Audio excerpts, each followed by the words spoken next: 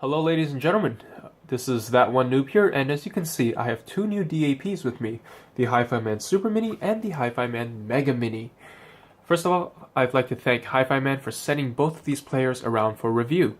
It's definitely been an interesting experience and a great opportunity to review two of their latest products. So thank you Hifiman. Second of all, you may notice a bit of imbalance with the audio. I do apologize as I did not record this video with a dedicated microphone. So that's definitely something I'll be looking into getting for future video reviews, and so stay tuned for that. Without further ado, let's cut to the chase and talk about what we can expect from the Hifiman Supermini and Megamini. The Hifiman Supermini is currently priced at $399 USD, and the Hifiman Megamini is priced at $249 USD. So these are definitely what I would consider to be closer to value propositions. Now, to a general consumer, this is still going to be a bit expensive, but if we consider this in the audio world where we have $3,000 DAPs coming out, this is actually quite reasonable. They also fulfill a niche that I'm going to call the ultra portable DAP category. I'm not exactly sure if this is a term that has been used before or whether or not, it's just something that I made up. But anyways, let me just explain a bit about what I consider to be an ultra portable DAP.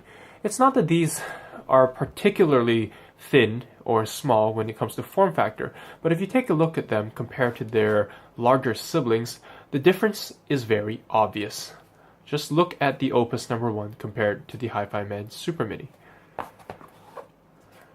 Now, other factors to consider when assessing these ultra-portable DAPs are battery life, user-friendliness, and general design. Since this isn't going to be a dedicated audio device, there's definitely a lot of other considerations to be kept in mind. Now, I'm going to pull up a photo of the HM700, which is Hifiman's previous ultra-portable DAP offering. Now, this is interesting because the Hifiman HM700 not only shares many similar form factor aspects as these two players, but is also what I would consider the predecessor to the whole philosophy of pushing a non-dedicated chipset to its extremes. Now, the Hifiman HM700 used a Sigmatel STMP3700 system on chip, whereas these two players used some sort of controller chip with an integrated DAC.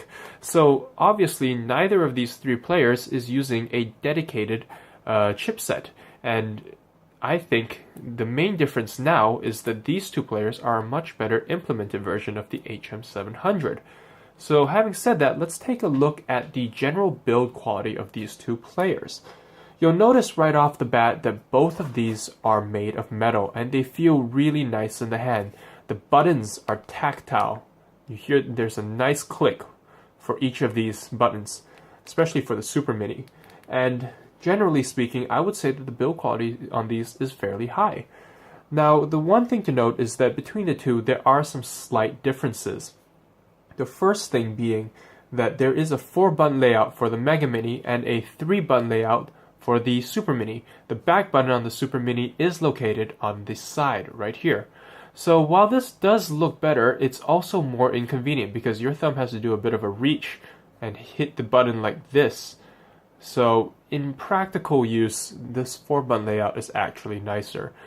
The thing about the Megamini though is that it has these Estelle and Kern edges and no case. So if you hold it in your hand or put it in your pocket, it's not going to be the most comfortable player. I think I've said this before, but I am definitely not a fan of sharp edges. It's just unnecessary if you ask me. Now, one of the things that I do find to be a bit of a complaint with the design is definitely going to be the fact that the Hifiman Supermini has the balanced 3.5 right next to the unbalanced 3.5.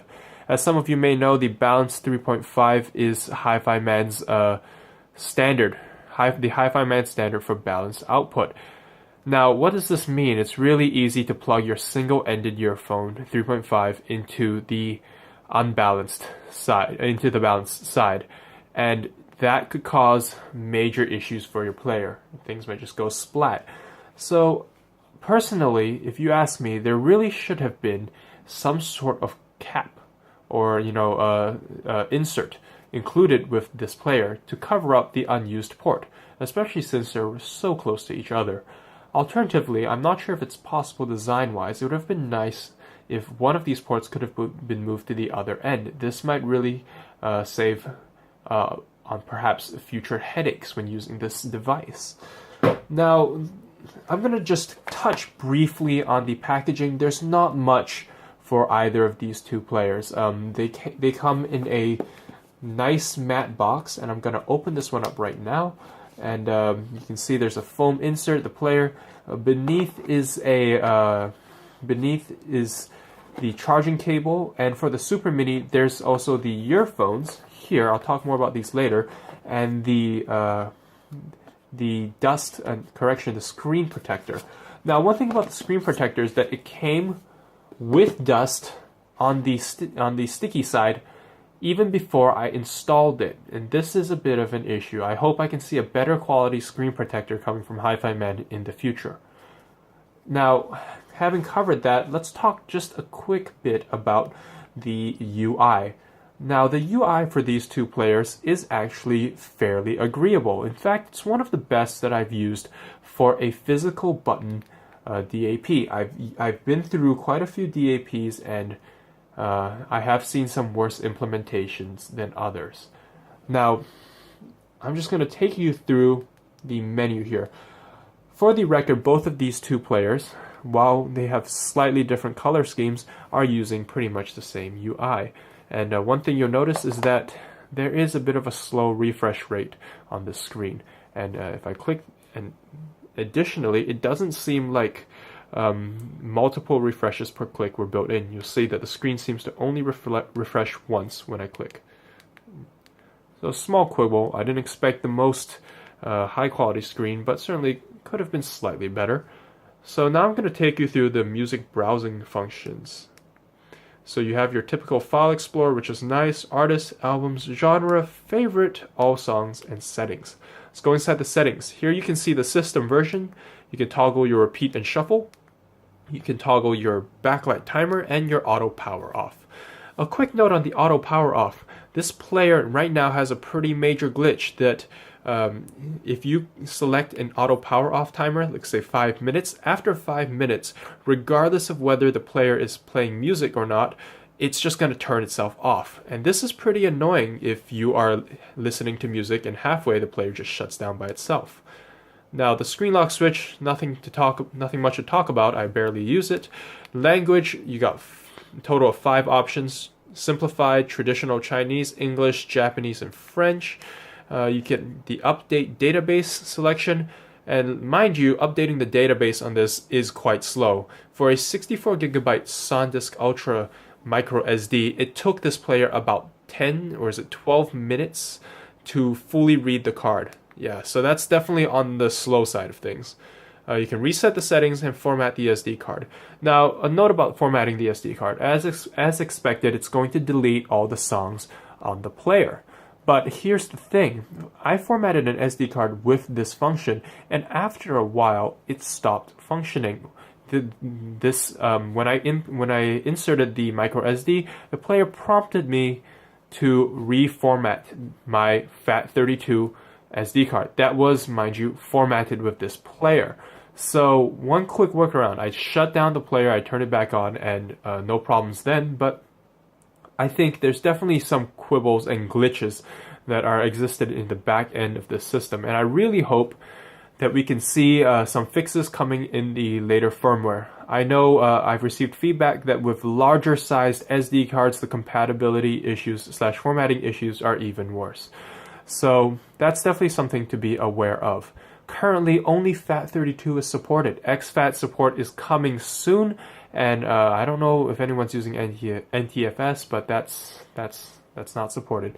So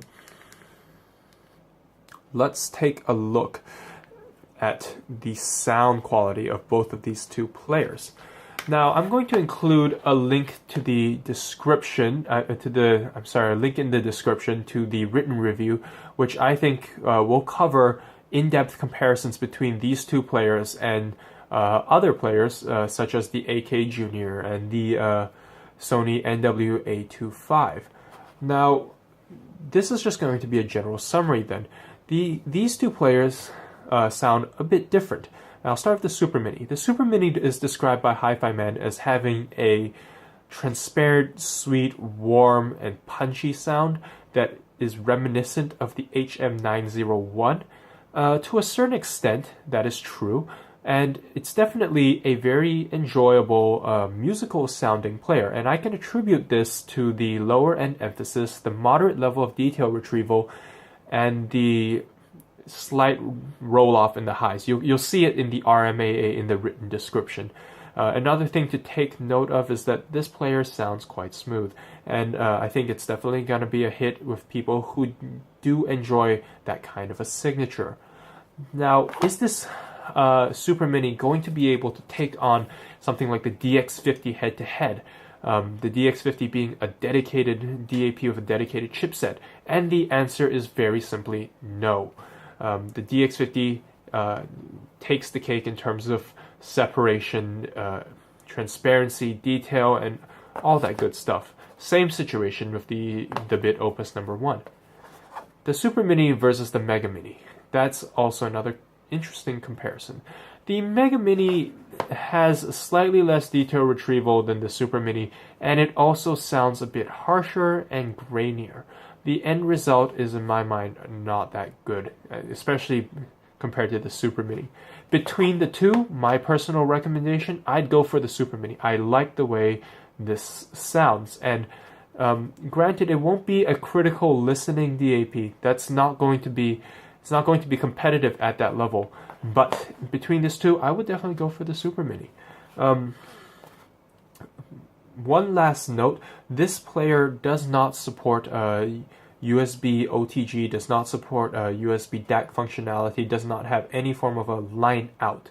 So compared to something like the AK Junior, it may be slightly limited in terms of the more some of the functionalities you see on the more expensive DAPs. But it also has native DSD support and also a balanced output. So you're going to have to weigh your options there. Now, one of the, I wouldn't say a big surprise, but one of the great things was the earphones that came with the Hifiman Supermini. And while this does bring up the price of the overall package, I did feel that these are some very good earphones, especially if you consider that they're about, I want to say they're probably going to be about 100 USD. These, Hifiman told me, are unnamed, but they are better than the RE400. They're slightly on the warm side of things, and they still maintain a nice transparency and level of detail retrieval. The result is something that sounds very natural, and when paired with the Hifiman Supermini, makes for a great system right out of the box.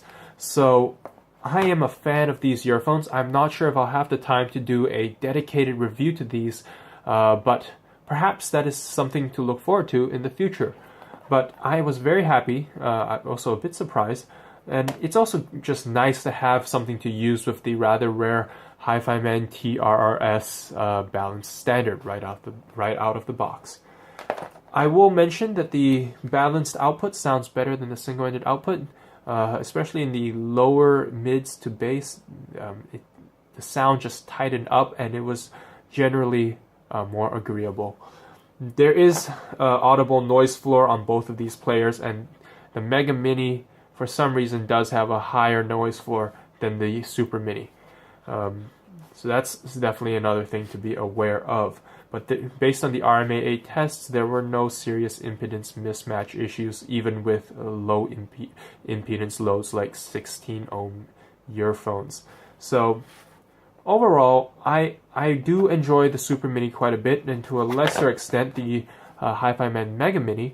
I think that there is a justification for both of these two players when you look at it from the portable side. The Supermini, I've been able to get about 12 hours DSD playback and close to 15 to 20 hours of regular PCM playback, depending on the file type, whether it's 24.192 or even just regular 1644. And for the Megamini, it's been closer to about 10 to 13 hours. I think the max written value is 15 hours.